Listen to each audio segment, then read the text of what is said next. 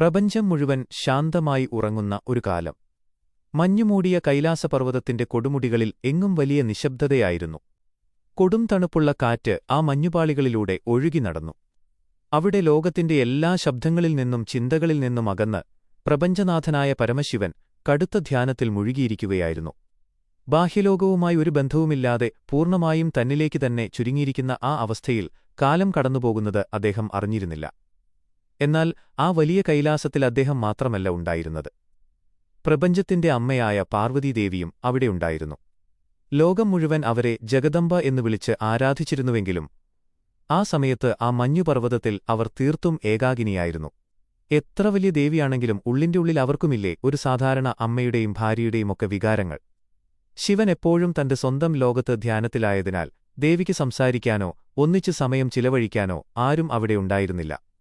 ശിവന്റെ സേവകരായ ഭൂതഗണങ്ങൾ കൈലാസത്തിൽ മുഴുവൻ കാവലുണ്ടെങ്കിലും അവർക്കൊന്നും ദേവിയുടെ മനസ്സ് മനസ്സിലാക്കാൻ കഴിഞ്ഞിരുന്നില്ല. നന്ദിയും ഭൃങ്ങിയുമൊക്കെ എപ്പോഴും അവിടെ ഉണ്ടായിരുന്നുവെങ്കിലും അവർ ശിവന്റെ മാത്രം ഭക്തരായിരുന്നു. ശിവന്റെ വാക്കുകൾക്കപ്പുറം അവർക്ക് മറ്റൊന്നും ഉണ്ടായിരുന്നില്ല. വലിയൊരു ഏകാന്തത ദേവിയെ എപ്പോഴും വേട്ടയാടിയിരുന്നു. തനിക്ക് സ്വന്തമായി തന്റെ വാക്കുകൾ മാത്രം കേൾക്കുന്ന, തന്നെ സ്നേഹിക്കുന്ന ഒരാൾ വേണമെന്ന ആഗ്രഹം ആ മനസ്സിലൊരു വലിയ ശൂന്യത സൃഷ്ടിച്ചു. അങ്ങനെയിരിക്കെ ഒരു ദിവസം ദേവി മന്ദാകിനി നദിയിൽ കുളിക്കാൻ പോകുന്ന സമയത്ത് വാതിൽക്കൽ കാവൽ നിൽക്കാൻ നന്ദിയോട് ആവശ്യപ്പെട്ടു. താൻ കുളിച്ചുവരുന്നതുവരെ ആരും ആ വഴിക്ക് വരരുത് എന്ന് കർശനമായി പറഞ്ഞിരുന്നു. നന്ദി അതനുസരിച്ച് വാതിൽക്കൽ കാവൽ നിന്നു. എന്നാൽ അല്പസമയം കഴിഞ്ഞപ്പോൾ പരമശിവൻ ധ്യാനം കഴിഞ്ഞ് അവിടേക്ക് വന്നു. തന്റെ നാഥനെ കണ്ടപ്പോൾ നന്ദിക്ക് അദ്ദേഹത്തെ തടയാൻ കഴിഞ്ഞില്ല. കാരണം നന്ദിക്കെപ്പോഴും വലുത് ശിവൻ തന്നെയായിരുന്നു. ദേവി കുളിക്കുന്ന സ്ഥലത്തേക്ക് ശിവൻ പെട്ടെന്ന് കടന്നുചെന്നു. ഇത് ദേവിക്ക് വലിയ സങ്കടവും അതിലേറെ അപമാനവുമുണ്ടാക്കി. താൻ പറഞ്ഞിട്ടുപോലും നന്ദി അതനുസരിച്ചില്ല എന്ന സത്യം ദേവിയെ വല്ലാതെ വേദനിപ്പിച്ചു. തനിക്ക് സ്വന്തമായി ആരുമില്ലേ എന്ന ചോദ്യം വീണ്ടും അവരുടെ മനസ്സിൽ ഉയർന്നു. ഈ കൈലാസത്തിൽ എല്ലാവരും ശിവന്റെ ആളുകളാണ്, തന്റെ മാത്രം എന്നു പറയാൻ ആരുമില്ല. ആ ചിന്തയിൽ നിന്നാണ് പുതിയൊരു സൃഷ്ടിക്കുള്ള ആഗ്രഹം ദേവിയിൽ ശക്തമാകുന്നത്. തന്റെ വാക്കുകൾ മാത്രം കേൾക്കുന്ന, തനിക്കുവേണ്ടി മാത്രം ജീവിക്കുന്ന ഒരു മകൻ വേണം എന്ന് ദേവി ഉറപ്പിച്ചു. അടുത്ത ദിവസം കുളിക്കാൻ പോകുന്നതിനു മുൻപായി ദേവി തന്റെ ശരീരത്തിൽ പുരട്ടാൻ വച്ചിരുന്ന മഞ്ഞളും ചന്ദനവും എടുത്തു.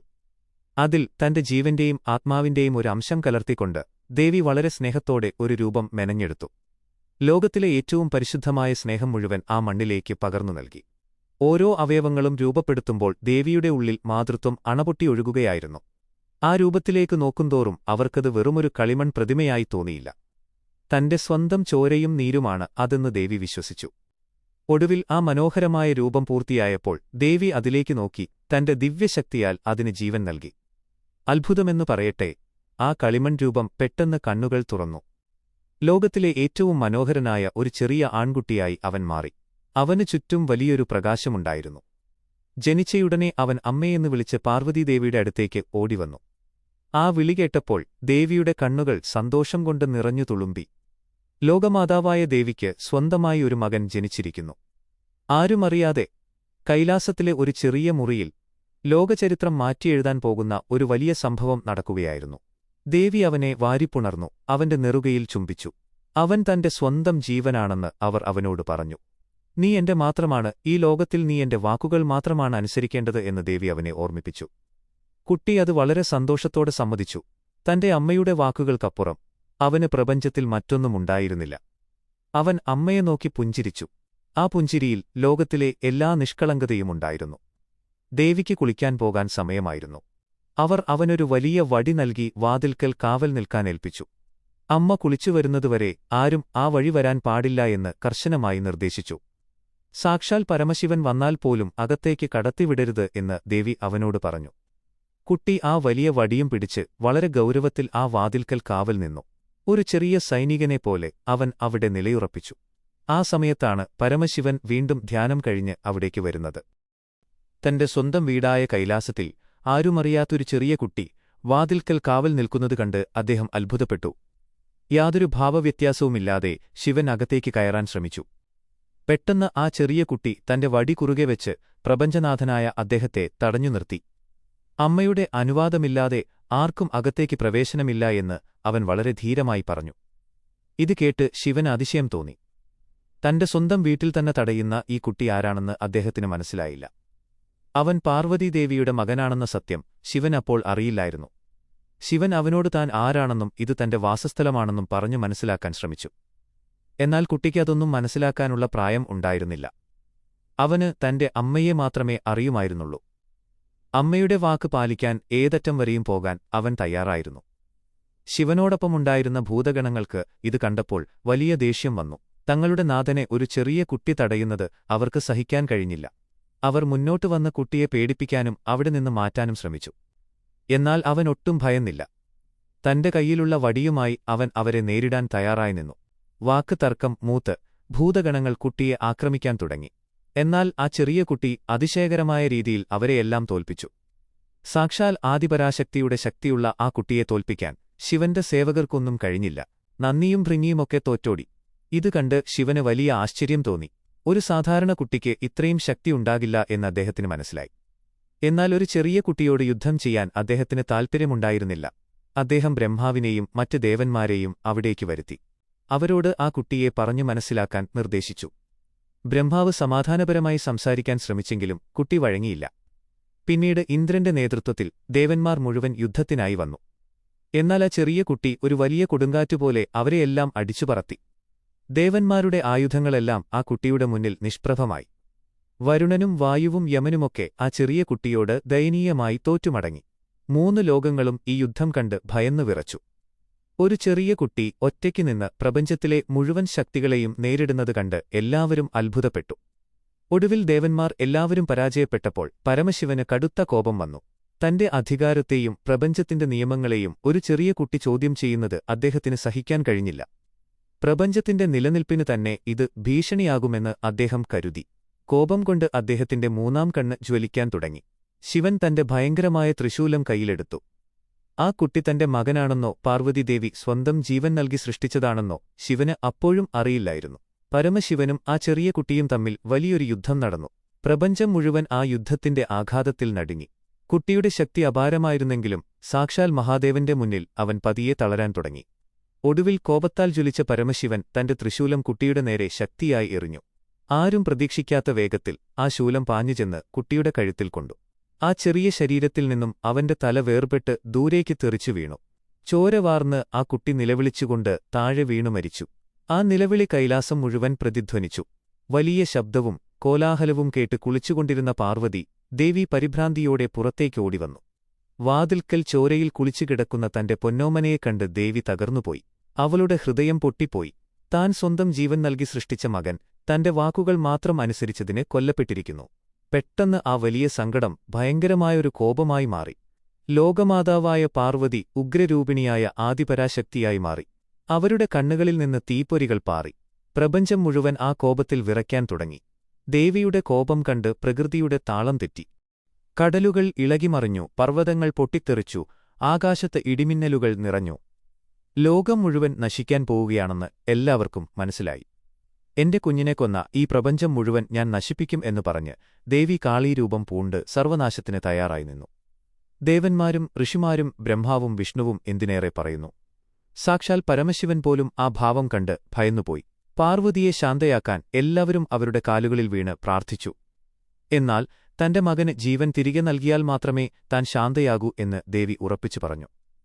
തന്റെ സൃഷ്ടിയുടെ പിന്നിലെ കഥ ദേവി പറഞ്ഞപ്പോൾ പരമശിവന് തന്റെ തെറ്റിന്റെ ആഴം മനസ്സിലായി. താൻ കൊന്നത് തന്റെ തന്നെ മകനെയാണെന്ന സത്യം അദ്ദേഹത്തെ വല്ലാതെ വേദനിപ്പിച്ചു. എന്നാൽ ശിവന്റെ ശൂലം കൊണ്ട് മുറിഞ്ഞ തല ദൂരേക്ക് തെറിച്ചുപോയിരുന്നു. അത് വീണ്ടും യോജിപ്പിക്കാൻ കഴിയില്ലായിരുന്നു. പ്രശ്നപരിഹാരത്തിനായി ശിവൻ വിഷ്ണുവിനോട് ഉപദേശം തേടി. ഉടനെ ശിവൻ തന്റെ സേവകരെ വിളിച്ച് വടക്കോട്ട് ദർശനമായി കിടക്കുന്ന ഏതെങ്കിലും ഒരു ജീവിയുടെ തല വെട്ടിക്കൊണ്ടുവരാൻ ആവശ്യപ്പെട്ടു. വടക്ക് ദിശ എന്നത് ശിവന്റെ ദിശയാണ്. അത് ആത്മീയമായ ഉണർവിനെ സൂചിപ്പിക്കുന്നു. സേവകർ ലോകം മുഴുവൻ അന്വേഷിച്ചു നടന്നു. എങ്ങും അവർക്ക് അങ്ങനെയൊരു ജീവിയെ കണ്ടെത്താൻ കഴിഞ്ഞില്ല. അവസാനം ഒരു കാട്ടിൽ ഒരു വലിയ ആന വടക്കോട്ട് തലവെച്ച് കിടക്കുന്നത് അവർ കണ്ടു. ആ ആന വെറുമൊരു മൃഗമായിരുന്നില്ല, അതൊരു വലിയ തപസ്വി കൂടിയായിരുന്നു. തന്റെ ജീവൻ വലിയൊരു കാര്യത്തിനായി സമർപ്പിക്കാൻ കാത്തിരിക്കുകയായിരുന്നു ആ ജീവി. സേവകർ ആ ആനയുടെ തല വെട്ടിയെടുത്ത് വേഗത്തിൽ ശിവന്റെ മുന്നിലെത്തിച്ചു. ശിവൻ ആ വലിയ ആനയുടെ തല സ്നേഹത്തോടെ തന്റെ കുട്ടിയുടെ ശരീരത്തിൽ ചേർത്തുവെച്ചു. തുടർന്ന് ബ്രഹ്മാവും വിഷ്ണുവും ശിവനും ചേർന്ന് തങ്ങളുടെ ദിവ്യശക്തിയാൽ ആ കുട്ടിക്ക് വീണ്ടും ജീവൻ നൽകി. പതിയെ ആ കുട്ടി കണ്ണുകൾ തുറന്നു. വലിയ ആനയുടെ തലയും ഒരു ചെറിയ മനുഷ്യന്റെ ശരീരവുമുള്ള ആ കുട്ടിയെ കണ്ട് ദേവിയുടെ കോപം മുഴുവൻ അലിഞ്ഞില്ലാതായി. അവർ ഓടിച്ചെന്ന് അവനെ വാരിയെടുത്ത് നെഞ്ചോട് ചേർത്ത് സ്നേഹത്തോടെ ചുംബിച്ചു. അവന് നഷ്ടപ്പെട്ട ഭൗതികമായ സൗന്ദര്യത്തിനു പകരം അവനെ ലോകത്തിലെ ഏറ്റവും വലിയ ബുദ്ധിമാനും ശക്തിമാനുമായി പരമശിവൻ അനുഗ്രഹിച്ചു. എല്ലാ അറിവുകളുടെയും കലകളുടെയും അധിപനായി അവനെ മാറ്റി. ഇനി മുതൽ പ്രപഞ്ചത്തിൽ എന്തു പുതിയ കാര്യം തുടങ്ങുമ്പോഴും ആദ്യം ഈ കുട്ടിയെ പൂജിക്കണം എന്ന് ശിവൻ പ്രഖ്യാപിച്ചു. ഭൂതഗണങ്ങളുടെയെല്ലാം നാഥനായി അവനെ നിയമിച്ചു. അങ്ങനെ ആ കുട്ടി ഗണപതിയെന്നും വിനായകനെന്നും അറിയപ്പെടാൻ തുടങ്ങി. വെറുമൊരു മണ്ണിൽ നിന്ന് ജനിച്ച് പ്രപഞ്ചത്തിലെ എല്ലാ തടസ്സങ്ങളും മാറ്റുന്നവനായി അവൻ മാറി. മനുഷ്യന്റെ ശരീരവും മൃഗത്തിന്റെ തലയും പ്രകൃതിയും മനുഷ്യനും ഒന്നാണെന്ന വലിയ സത്യത്തെ ലോകത്തിന് കാണിച്ചുകൊടുത്തു. അമ്മയുടെ അളവില്ലാത്ത സ്നേഹത്തിൽ നിന്ന് ജനിച്ച് പിതാവിന്റെ അനുഗ്രഹത്താൽ ലോകനാഥനായി മാറിയ ആ കഥ പ്രപഞ്ചമുള്ളിടത്തോളം കാലം നിലനിൽക്കും. വലിയ ചെവികൾ എല്ലാവരുടെയും ദുഃഖങ്ങൾ കേൾക്കാനും, ചെറിയ കണ്ണുകൾ ഏകാഗ്രതയോടെ കാര്യങ്ങൾ കാണാനും, വലിയ വയറ് പ്രപഞ്ചത്തിലെ എല്ലാ നന്മതിന്മകളെയും ഉൾക്കൊള്ളാനുമുള്ളതാണെന്ന് അവൻ ലോകത്തെ പഠിപ്പിച്ചു. സ്വന്തം അമ്മയെ ജീവനുതുല്യം സ്നേഹിച്ച ആ ചെറിയ കുട്ടി ലോകത്തിന്റെ മുഴുവൻ കാവൽക്കാരനായി, വിഘ്നങ്ങൾ മാറ്റുന്ന വിഘ്നേശ്വരനായി എന്നും പരിലസിക്കുന്നു. കൈലാസത്തിലെ മഞ്ഞുമൂടിയ താഴ്വരകളിൽ ആനമുഖനുമായി പുനർജനിച്ച വിനായകൻ പതിയെ വളരുകയായിരുന്നു.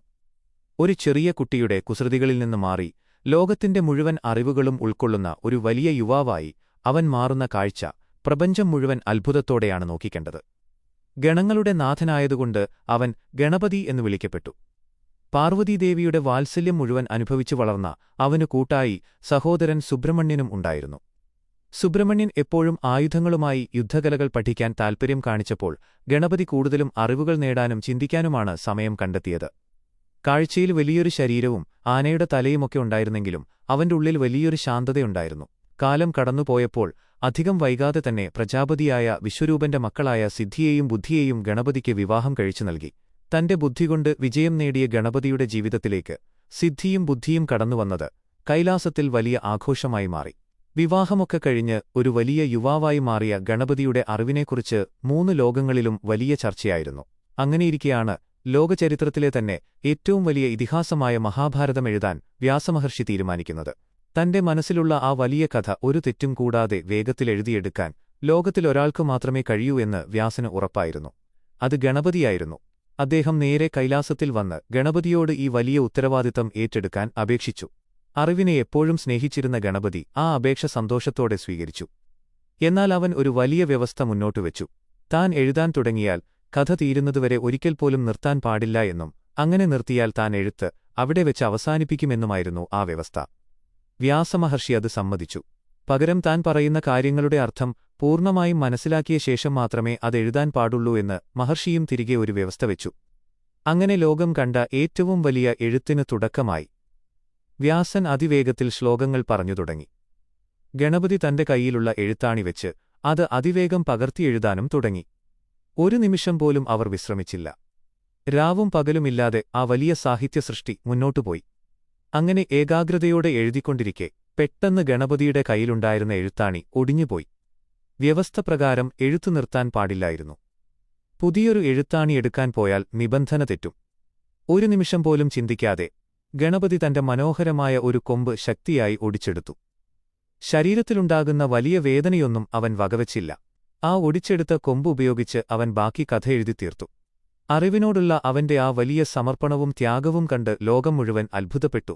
സ്വന്തം ശരീരത്തിലെ ഒരു ഭാഗം പോലും അറിവിനായി ത്യജിക്കാൻ തയ്യാറായ ആ മഹാമനസ്കത അവനെ ഏകാദന്തൻ എന്ന പുതിയ പേര് നൽകി ആദരിക്കാൻ കാരണമായി. ഗണപതിയുടെ ഈ വലിയ പ്രവൃത്തികൾക്ക് ശേഷം അവന് എവിടെയും വലിയ സ്ഥാനമാണ് ലഭിച്ചിരുന്നത്. എല്ലാവരും അവനെ വലിയ ആദരവോടെയാണ് കണ്ടിരുന്നത്. എന്നാൽ അക്കാലത്ത് വലിയ അഹങ്കാരവുമായി നടന്നിരുന്ന ഒരാളുണ്ടായിരുന്നു. അത് സമ്പത്തിന്റെ ദേവനായ കുബേരനായിരുന്നു. ലോകത്തിലെ ഏറ്റവും വലിയ സമ്പന്നൻ താനാണെന്ന ചിന്ത കുബേരന്റെ തലയ്ക്ക് പിടിച്ചിരുന്നു. തന്റെ സമ്പത്ത് ലോകത്തെ കാണിക്കാനും ശിവനെ അത് കാണിച്ച് അമ്പരപ്പിക്കാനും കുബേരൻ തീരുമാനിച്ചു. അദ്ദേഹം കൈലാസത്തിൽ വന്ന് വലിയൊരു വിരുന്നിനായി ശിവനെയും പാർവതിയെയും തന്റെ കൊട്ടാരമായ അളകാപുരിയിലേക്ക് ക്ഷണിച്ചു. കുബേരന്റെ ഉള്ളിലെ അഹങ്കാരം മനസ്സിലാക്കിയ ശിവൻ വളരെ ശാന്തനായി പറഞ്ഞു, തങ്ങൾക്ക് വരാൻ കഴിയില്ലെന്നും പകരം തങ്ങളുടെ മകനായ ഗണപതിയെ അവിടേക്ക് വിടാമെന്നും. ഗണപതിയെ നന്നായി സൽക്കരിക്കണം എന്നു മാത്രം ശിവൻ പ്രത്യേകം ഓർമ്മിപ്പിച്ചു. ഒരു ചെറിയ ആനമുഖനെ സൽക്കരിക്കാൻ തനിക്ക് എന്ത് ബുദ്ധിമുട്ടാണുള്ളത് എന്ന അഹങ്കാരത്തോടെ കുബേരൻ ഗണപതിയെയും കൂട്ടി അളകാപുരിയിലേക്ക് തിരിച്ചു. അവിടെയെത്തിയ ഗണപതിക്ക് മുന്നിൽ സ്വർണ്ണപാത്രങ്ങളിൽ രുചികരമായ ഭക്ഷണങ്ങൾ നിരത്തിവെച്ചു. വളരെ ശാന്തനായി ഭക്ഷണം കഴിക്കാൻ തുടങ്ങിയ ഗണപതി ആ പാത്രങ്ങളിലെ ഭക്ഷണം മുഴുവൻ നിമിഷനേരം കൊണ്ട് തിന്നു തീർത്തു. വീണ്ടും വീണ്ടും ഭക്ഷണം കൊണ്ടുവരാൻ അവൻ ആവശ്യപ്പെട്ടുകൊണ്ടിരുന്നു. കുബേരന്റെ വലിയ കൊട്ടാരത്തിലെ പത്തായങ്ങൾ മുഴുവൻ കാലിയാകാൻ തുടങ്ങി. ആയിരക്കണക്കിന് പാചകക്കാർ ഉണ്ടാക്കുന്നതിനേക്കാൾ വേഗത്തിൽ ഗണപതി അത് മുഴുവൻ കഴിച്ചുകൊണ്ടിരുന്നു. കുറച്ചു കഴിഞ്ഞപ്പോൾ അളകാപുരിയിലെ ഭക്ഷണം മുഴുവൻ തീർന്നുപോയി. എനിക്ക് വിശക്കുന്നു എന്നു പറഞ്ഞ് ഗണപതി കൊട്ടാരത്തിലുള്ള പാത്രങ്ങളും സ്വർണവും വെള്ളിയും രത്നങ്ങളുമെല്ലാം എടുത്തു തിന്നാൻ തുടങ്ങി. കുബേരന്റെ കണ്ണുകൾ ഭയം കൊണ്ട് തള്ളിപ്പോയി. തന്റെ വലിയ സമ്പത്ത് മുഴുവൻ അവൻ നിമിഷനേരം കൊണ്ട് തിന്നു തീർക്കുകയാണ്. അപ്പോഴും അവന്റെ വിശപ്പ് മാറിയിരുന്നില്ല. ഈ നിൽപ്പു നിന്നാൽ അവൻ തന്നെയും കൊട്ടാരത്തെയും മുഴുവനായി വിഴുങ്ങുമെന്ന് കുബേരന് മനസ്സിലായി. ഭയന്നു വിറച്ച അദ്ദേഹം ജീവനും കൊണ്ട് കൈലാസത്തിലേക്ക് ഓട്ടി. ശിവന്റെ കാൽക്കൽ വീണ് പൊട്ടിക്കരഞ്ഞുകൊണ്ട് തന്റെ അഹങ്കാരം ക്ഷമിക്കണം എന്ന് അദ്ദേഹം അപേക്ഷിച്ചു. തന്റെ സമ്പത്തുകൊണ്ടൊന്നും ഗണപതിയുടെ വിശപ്പ് മാറ്റാൻ കഴിയില്ല എന്ന് കുബേരന് ഉറപ്പായിരുന്നു. അപ്പോൾ പാർവതിദേവി ഒരു പീട്ടി വറുത്ത നെല്ല് സ്നേഹത്തോടെ മന്ത്രിച്ചെടുത്ത് കുബേരന്റെ കയ്യിൽ കൊടുത്തു. ഇത് കൊണ്ടുപോയി അവന് ഭക്തിയോടെ കൊടുക്കാൻ നിർദ്ദേശിച്ചു. കുബേരൻ ഓടിച്ചെന്ന് ആ നെല്ല് വളരെ വിനയത്തോടെ ഗണപതിക്ക് നൽകി. ആ സ്നേഹത്തോടെയുള്ള ഭക്ഷണം കഴിച്ചയുടനെ ഗണപതിയുടെ വയറ് നിറഞ്ഞു. വലിയ വലിയ സമ്പത്തുകൾക്കൊന്നും ഒരുവന്റെ ഉള്ളിലെ വിശപ്പും ആഗ്രഹവും മാറ്റാൻ കഴിയില്ലെന്നും സ്നേഹത്തോടെ നൽകുന്ന ചെറിയൊരു കാര്യം മതി ലോകം മുഴുവൻ നിറക്കാനെന്നും ഈ സംഭവത്തിലൂടെ എല്ലാവർക്കും മനസ്സിലായി. കുബേരന്റെ അഹങ്കാരം അവിടെവെച്ച് പൂർണ്ണമായും ഇല്ലാതായി. ഈ സംഭവത്തിനുശേഷം ഗണപതിക്ക് വിരുന്നുകൾ വലിയ ഇഷ്ടമായി മാറി. അങ്ങനെയിരിക്കെ മറ്റൊരു ദിവസം വലിയൊരു വിരുന്ന് കഴിഞ്ഞ് ഗണപതി തന്റെ വാഹനമായ മൂഷികന്റെ പുറത്തു കയറി കൈലാസത്തിലേക്ക് മടങ്ങുകയായിരുന്നു. വയറു നിറയെ പലഹാരങ്ങൾ കഴിച്ചതുകൊണ്ട് അവന്റെ വലിയ വയറ് നന്നായി വീർത്തിട്ടുണ്ടായിരുന്നു. രാത്രിയായിരുന്നു സമയം. ആകാശത്ത് വലിയൊരു പൂർണ്ണചന്ദ്രൻ പ്രകാശം പരത്തി നിന്നിരുന്നു. ഗണപതിയും എലിയും കൂടി കാട്ടിലൂടെ പോകുമ്പോൾ പെട്ടെന്ന് ഒരു വലിയ പാമ്പ് അവരുടെ മുന്നിലൂടെ ഇഴഞ്ഞുപോയി. ഇരുട്ടിൽ പാമ്പിനെ കണ്ടതും പേടിച്ച് എലി പെട്ടെന്ന് ഒന്നു തെന്നിമാറി. ഈ വലിയ ശരീരവും വെച്ച് ചെറിയ എലിയുടെ പുറത്തിരുന്നിരുന്ന ഗണപതിക്ക് ബാലൻസ് നഷ്ടപ്പെടുകയും അവൻ വലിയ ശബ്ദത്തോടെ താഴേക്ക് വീഴുകയും ചെയ്തു. വീണ ആഘാതത്തിൽ അവന്റെ വയറു നിലത്തിടിച്ച് വലിയ ശബ്ദമുണ്ടായി. ഇത് കണ്ട് ആകാശത്തു നിന്നിരുന്ന ചന്ദ്രൻ വലിയ ശബ്ദത്തിൽ പൊട്ടിച്ചിരിക്കാൻ തുടങ്ങി. അത്രയും പ്രതാപവാനായ ഗണപതി താഴെ വീണുകിടക്കുന്നത് കണ്ടപ്പോൾ ചന്ദ്രന് തന്റെ സൗന്ദര്യത്തിലുള്ള അഹങ്കാരം പുറത്തുവരികയായിരുന്നു. സ്വന്തം ശരീരത്തെ നിയന്ത്രിക്കാൻ കഴിയാത്ത ഈ രൂപത്തെ നോക്കി ചന്ദ്രൻ ഉറക്കെ പരിഹസിച്ചു. ഈ ചിരികേട്ട ഗണപതിക്ക് വലിയ കോപം വന്നു. തന്റെ വീഴ്ച കണ്ട് സഹായിക്കുന്നതിനു പകരം പരിഹസിച്ച ചന്ദ്രന്റെ അഹങ്കാരം അവസാനിപ്പിക്കാൻ ഗണപതി തീരുമാനിച്ചു. അവൻ ആകാശത്തേക്ക് നോക്കി ചന്ദ്രനെ ശപിച്ചു. നിന്റെ ഈ പ്രകാശത്തിലും രൂപത്തിലുമാണ് നിനക്ക് അഹങ്കാരമെങ്കിൽ ഇനിയൊരിക്കലും നിനക്ക് ഈ പ്രകാശം ഉണ്ടാകില്ലെന്നും നീ ഇരുട്ടിൽ എന്നേക്കുമായി മറഞ്ഞുപോകുമെന്നും ഗണപതി കോപത്തോടെ വിളിച്ചു പറഞ്ഞു. ശാപം കിട്ടിയ ഉടനെ ആകാശത്തെ ചന്ദ്രന്റെ പ്രകാശം മുഴുവൻ മങ്ങിപ്പോയി. പ്രപഞ്ചം മുഴുവൻ കൂരിരുട്ടിലായി. തന്റെ തെറ്റു മനസ്സിലാക്കിയ ചന്ദ്രൻ ഭയന്നു വിറച്ച് ഓടിവന്ന് ഗണപതിയുടെ കാൽക്കൽ വീണു മാപ്പപേക്ഷിച്ചു. തന്റെ സൗന്ദര്യത്തിലുള്ള അഹങ്കാരം കൊണ്ടാണ് താൻ അങ്ങനെ ചെയ്തതെന്നും ശാപം പിൻവലിക്കണമെന്നും ചന്ദ്രൻ കരഞ്ഞു പറഞ്ഞു. എന്നാൽ ഒരിക്കൽ നൽകിയ ശാപം പൂർണ്ണമായും പിൻവലിക്കാൻ കഴിയില്ലെന്ന് ഗണപതി വ്യക്തമാക്കി. എങ്കിലും ചന്ദ്രന്റെ ആത്മാർത്ഥമായ സങ്കടം കണ്ട് അവൻ ആ ശാപത്തിൽ ചെറിയൊരു മാറ്റം വരുത്തി. ഒറ്റയടിക്ക് പ്രകാശം പൂർണ്ണമായും ഇല്ലാതാകുന്നതിനു പകരം ചന്ദ്രന്റെ പ്രകാശം ഓരോ ദിവസവും കുറഞ്ഞുവരുമെന്നും 15ാമത്തെ ദിവസം പൂർണ്ണമായും ഇരുട്ടാകുമെന്നും അതിനുശേഷം ഓരോ ദിവസവും പ്രകാശം പതിയെ കൂടി വന്ന് വീണ്ടും പൂർണ്ണചന്ദ്രനാകുമെന്നും ഗണപതി അനുഗ്രഹിച്ചു. അങ്ങനെയാണ് ചന്ദ്രന് തേയ്മാനവും വളർച്ചയും ഉണ്ടായതെന്ന് കാലം സാക്ഷ്യപ്പെടുത്തുന്നു. തന്റെ ബുദ്ധികൊണ്ടും ശക്തികൊണ്ടും സമർപ്പണം കൊണ്ടും പ്രപഞ്ചത്തിന്റെ മുഴുവൻ നാഥനായി മാറിയ ഗണപതിയുടെ യൗവനം ഇത്തരം നിരവധി അനുഭവങ്ങളിലൂടെയാണ് പൂർണ്ണതയിലെത്തിയത്. രൂപത്തിലല്ല കാര്യം മറിച്ച് ഒരുവന്റെ ഉള്ളിലെ അറിവിലും വിനയത്തിലും പ്രവൃത്തിയിലുമാണ് എന്ന് തന്റെ ജീവിതം കൊണ്ട് അവൻ പ്രപഞ്ചത്തെ കാണിച്ചുകൊടുത്തു. അമ്മയുടെ വലിയ സ്നേഹത്തിൽ ജനിച്ച അവൻ പിന്നീട് സ്വന്തം പ്രയത്നം കൊണ്ടും ത്യാഗം കൊണ്ടും ദേവന്മാർക്കും മനുഷ്യർക്കും ഒരുപോലെ പ്രിയപ്പെട്ടവനായി മാറി. വിഘ്നങ്ങളെല്ലാം മാറ്റുന്നവനായും അറിവിന്റെയും കലയുടെയും കാവൽക്കാരനായും അവൻ ലോകമെങ്ങും നിറഞ്ഞുനിന്നു. ആ വലിയ സത്യം കാലങ്ങൾ എത്ര കഴിഞ്ഞാലും ഒരു വലിയ പാഠമായി പ്രപഞ്ചമുള്ളിടത്തോളം നിലനിൽക്കും.